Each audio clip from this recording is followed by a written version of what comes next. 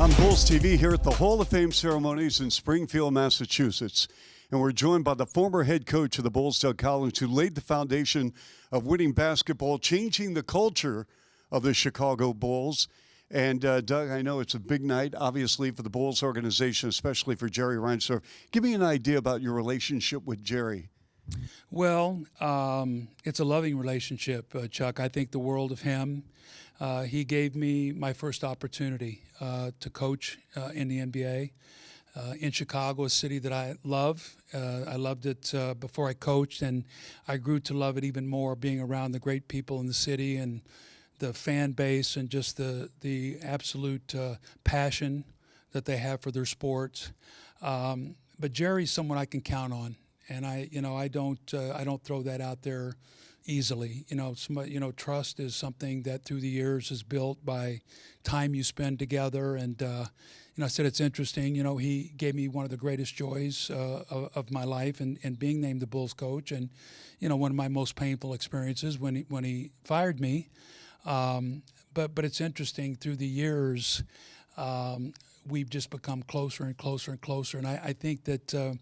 I think he's like that with some of the other guys. I think the Tony La Russes of the world that worked for him, and he had to let them go. And then through the years, the friendship that has been created. But I just think he's a man about all the right things. I think he's got a great heart.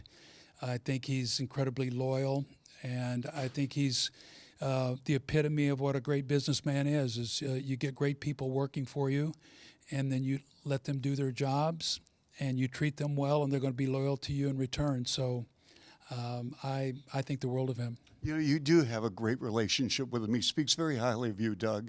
And here we're talking about years and years later, and yet that bond remains. Yes, well, sometimes, people have to make business decisions, and I would say he made a good decision. He hired Phil Jackson, who came in and won 6 championships for him. So, I think he felt that maybe what I had done there for the 3 years was what he needed from me, and that Phil could do what he needed from that point forward.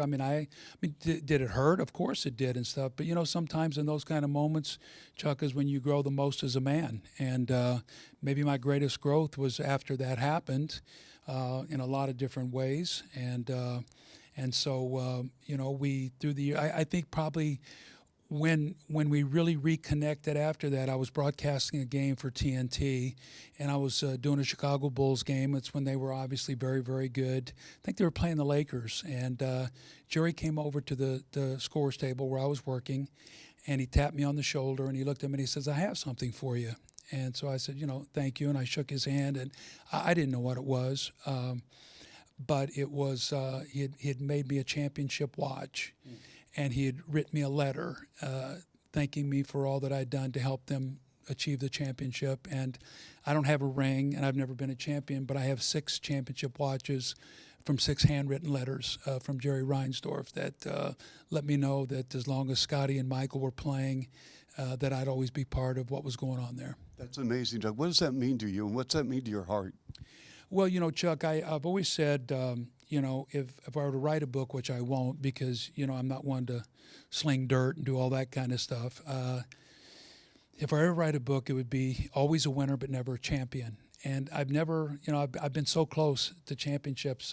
77 with the Sixers, we let a 2-0 lead get away. We get beat by Portland. 1980, I blew out my knee and couldn't play in the finals and lost to the Lakers.